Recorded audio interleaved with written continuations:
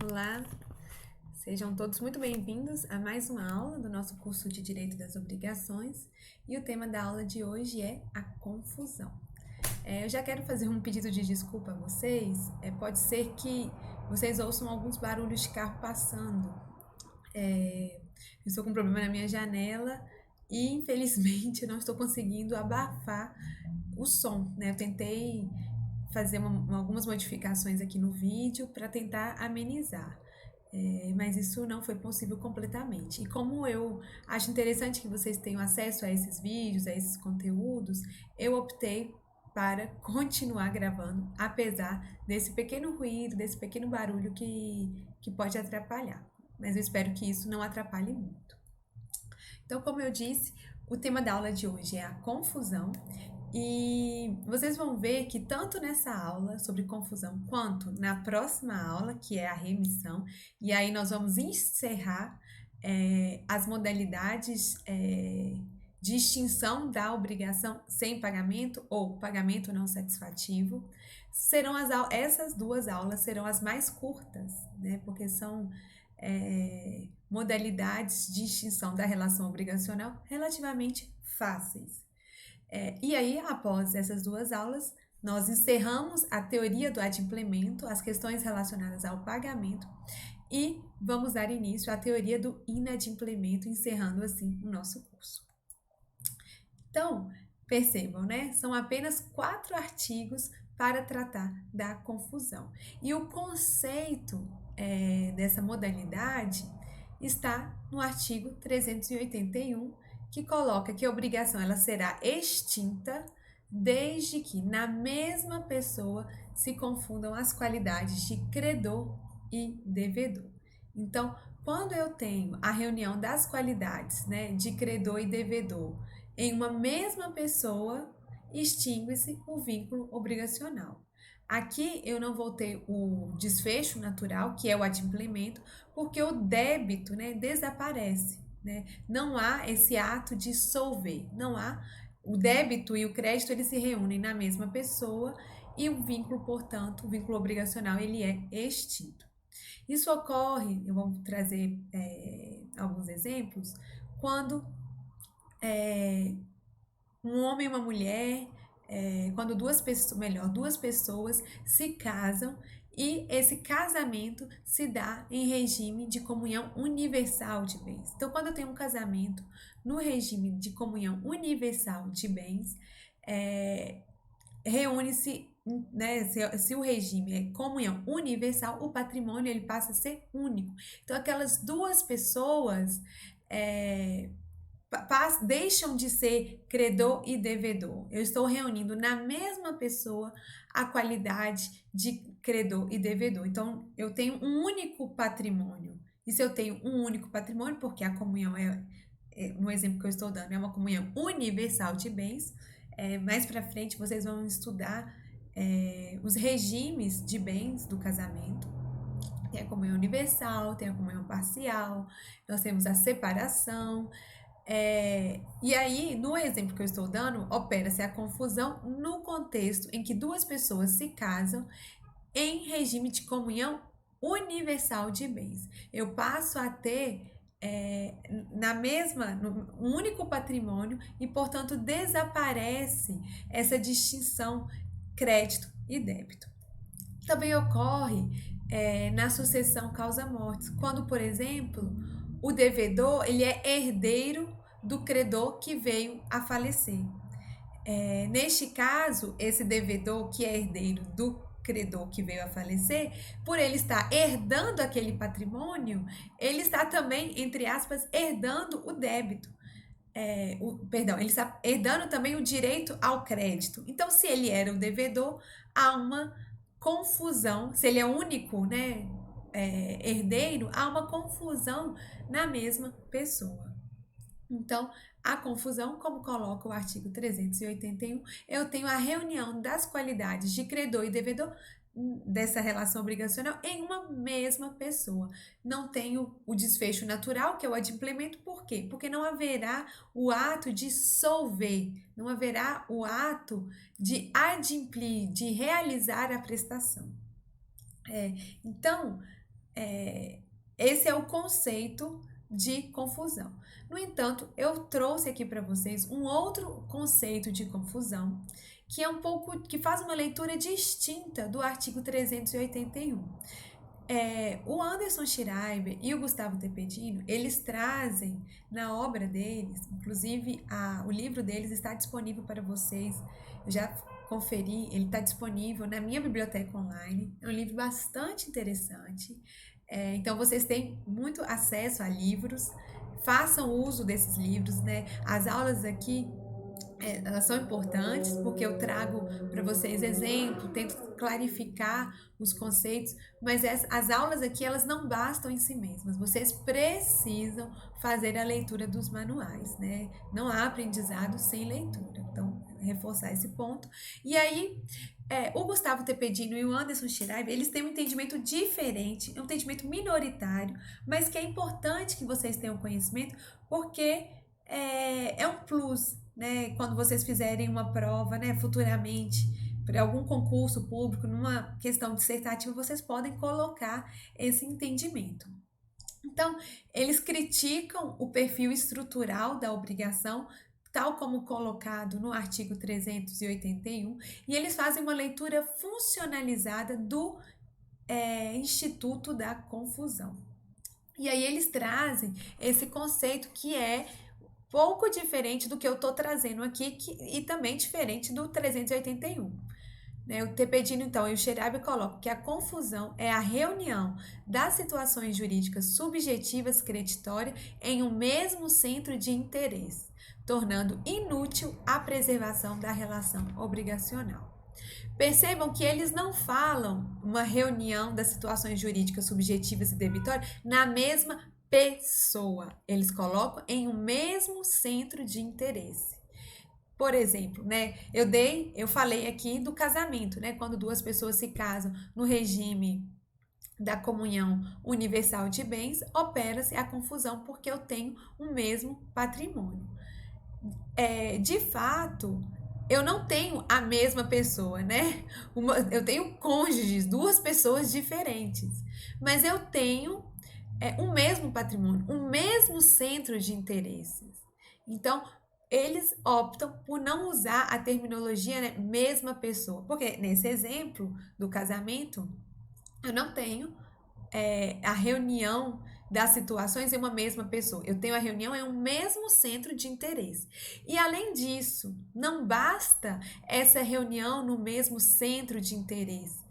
Tem que se tornar inútil a preservação da relação obrigacional. Então, e aí daqui a pouco eu vou falar com vocês os requisitos da confusão, mas já adianto que para o Tepedino e para o Schreiber é necessário a reunião do crédito e do débito em um mesmo centro de interesses e, além disso, tem que se tornar inútil a preservação da relação obrigacional. Então, só que esse é um conceito minoritário, porque o próprio artigo 381, ele coloca que na mesma pessoa vão se confundir as qualidades de credor e devedor.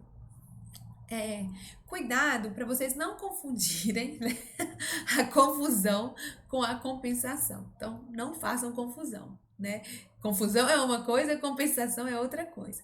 Então, na confusão, uma pessoa, ou nas palavras do Schreiber e do Tepedino, o mesmo centro de interesses é credor e devedor de si próprio, simultaneamente. Isso é a confusão.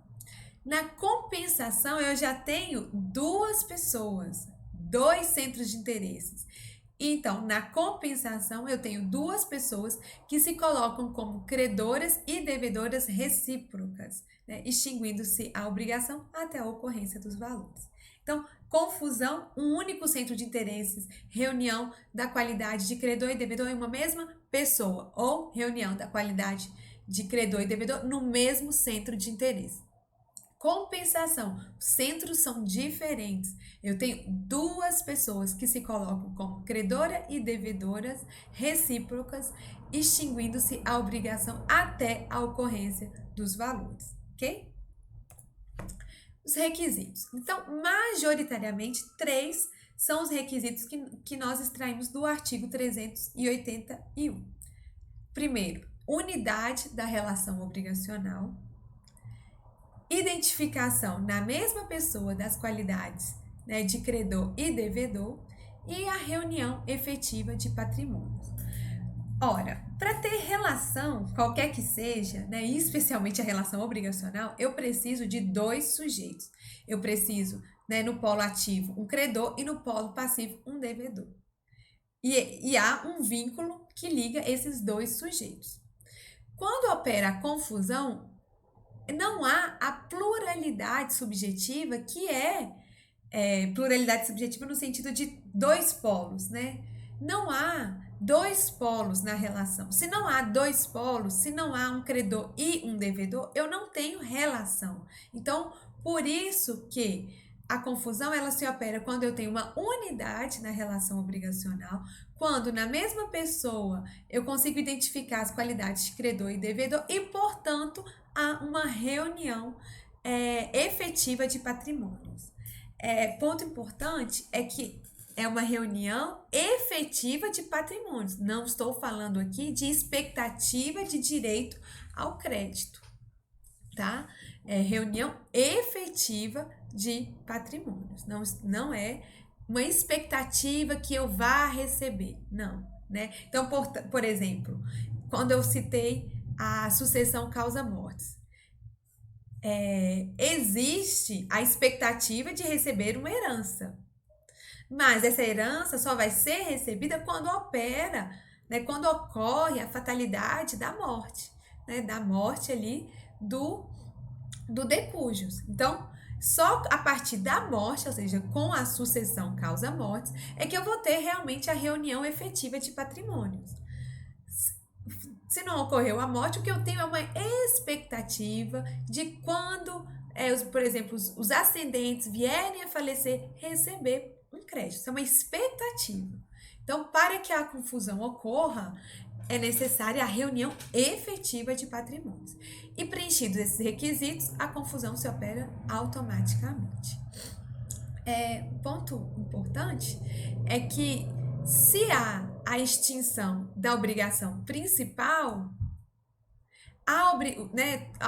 se existirem obrigações acessórias, né, relações acessórias, elas também serão extintas. Por outro lado, né, se ocorrer, né, a extinção da obrigação acessória por uma questão de confusão, isso não significa a extinção, né, não acarreta a extinção da obrigação principal. Então, extinguiu a obrigação principal, extingue-se os acessórios. Se o acessório é extinto por causa da confusão, permanece a obrigação principal. Então, por exemplo, se há a confusão de fiador, entre o fiador e o credor, o fiador, então, é uma relação acessória. Então, há a confusão do fiador e do credor pelo fato desse fiador ser herdeiro do credor.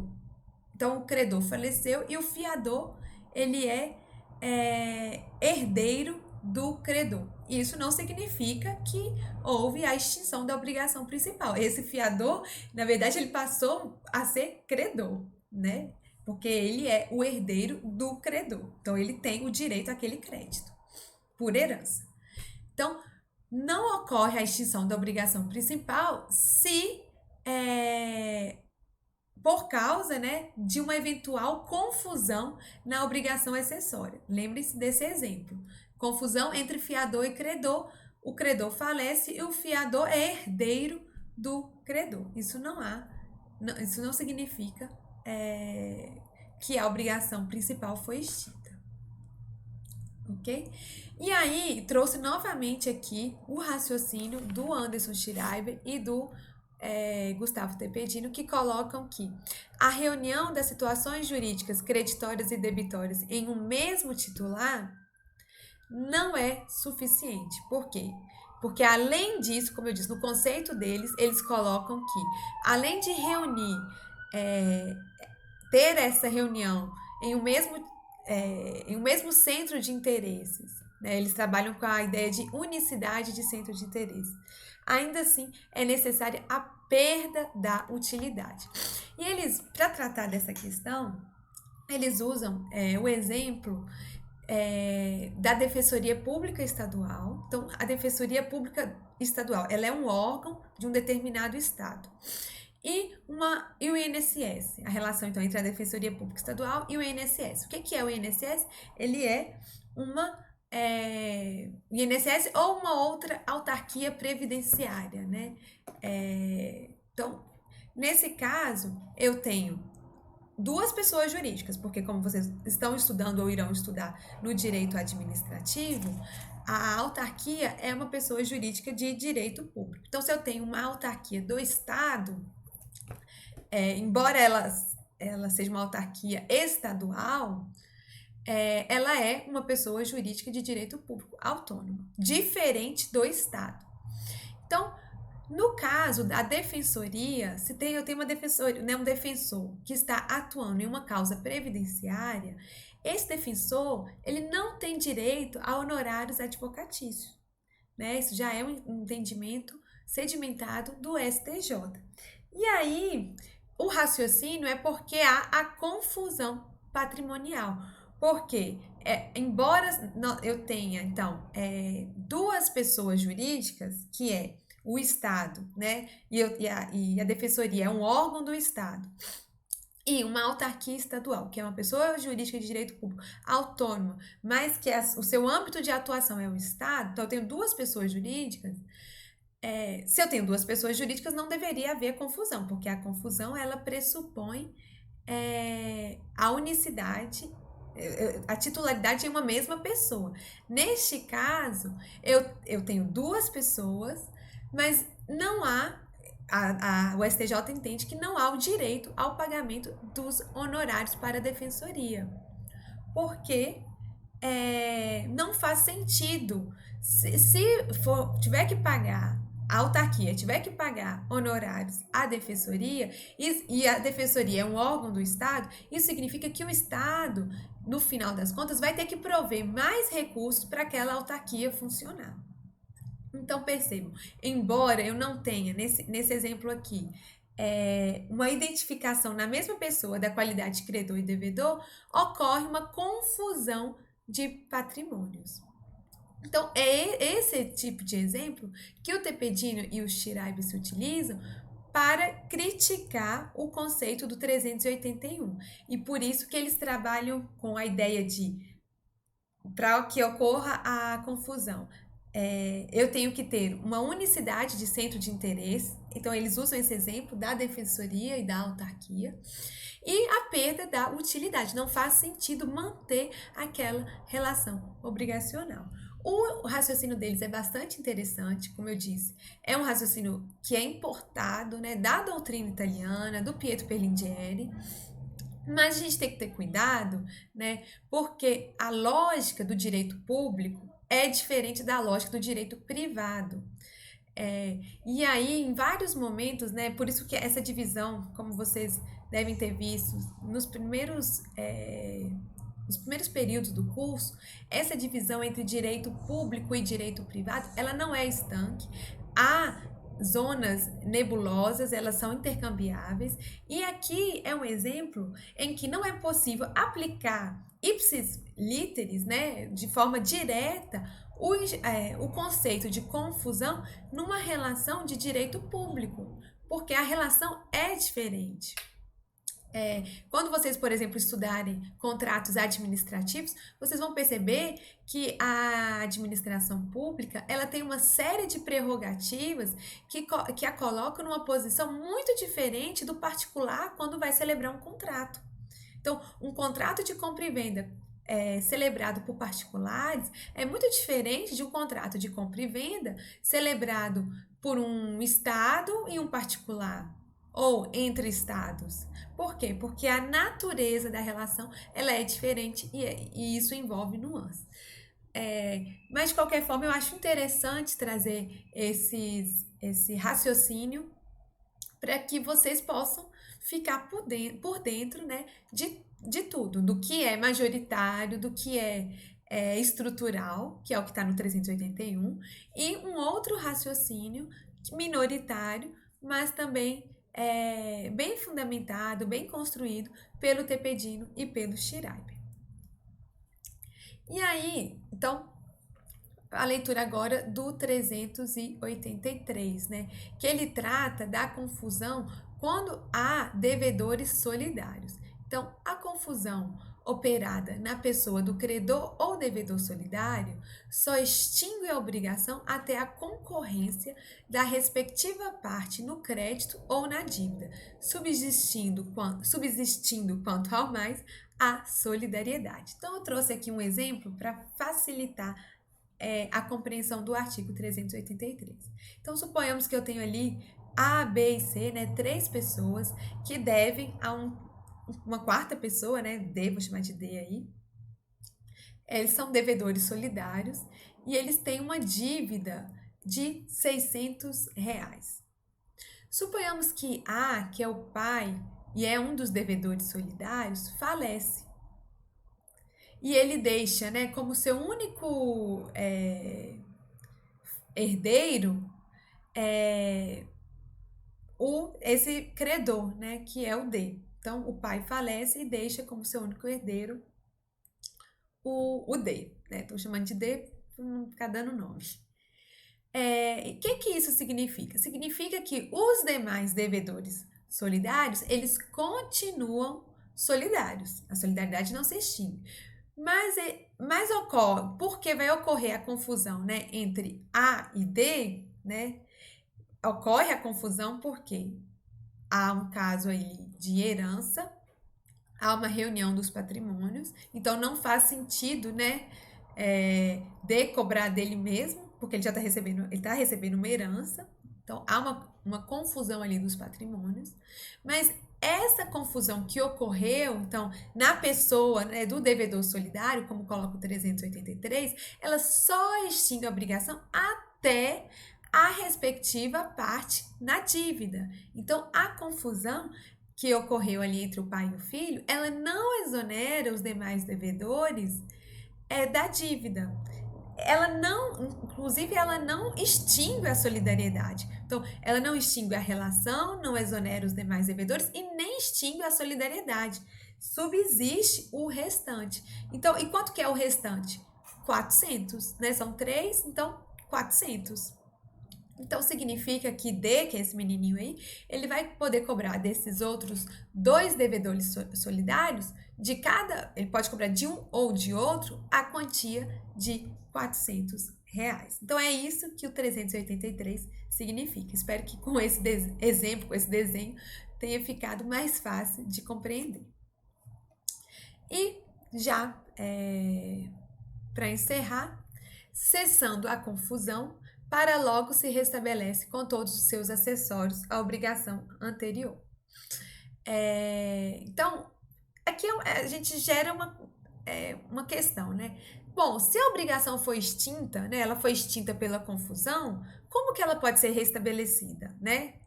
Porque tá falando ali, ó, cessando a confusão, para logo se restabelece com todos os seus acessórios a obrigação anterior. Bom, então qual que é esse caso aqui do 384? Eu tenho a causa que provocou a confusão, ela é invalidada. Então, por exemplo, havia um testamento e aí por causa desse testamento operou-se a confusão entre credor e devedor por causa o devedor passou a ser credor, por exemplo, né, por causa do recebimento de uma herança. Se esse testamento, que é a causa da confusão, se esse testamento ele foi anulado, a confusão não se operou corretamente, porque foi anulado. Então, a causa que provocou a confusão foi invalidada e, por isso, a obrigação é restabelecida com todos os seus acessórios. Então, esse aqui seria um exemplo para explicar o que significa o 384, né? Então, esse é um exemplo. Significa que qualquer causa que invalide a confusão ela vai gerar o reestabelecimento da obrigação anterior com os seus acessórios. E por fim, né, o 382 é só para dizer que a confusão ela pode se dar a respeito de toda a dívida ou a respeito de parte dela. Né? Pode ser total e pode ser, então, também parcial. Né? No caso da confusão parcial, não tem a extinção da obrigação como um todo, na medida em que há um saldo ali que vai ser cumprido pelo credor. Né? Um exemplo é quando eu tenho na sucessão, não é o único herdeiro, existe um outro herdeiro, e um desses herdeiros era devedor do de cujos. Vai se operar ali a confusão, pode se operar ali a confusão parcial, dependendo do valor da dívida, né? Então, pode ser que esse herdeiro, que era o devedor, esse herdeiro do credor, que era o devedor, pode ser que ele venha a ter que pagar uma parcela, né, do restante da dívida para o outro herdeiro. Então, é possível que haja uma confusão apenas parcial. Então, confusão é realmente muito rápido. Eu sei que às vezes a leitura dos artigos é direta, mas eu tento a todo instante trazer alguns exemplos do cotidiano para que vocês possam verificar como esse instituto ocorre na prática. Então, muito obrigada e até a próxima aula.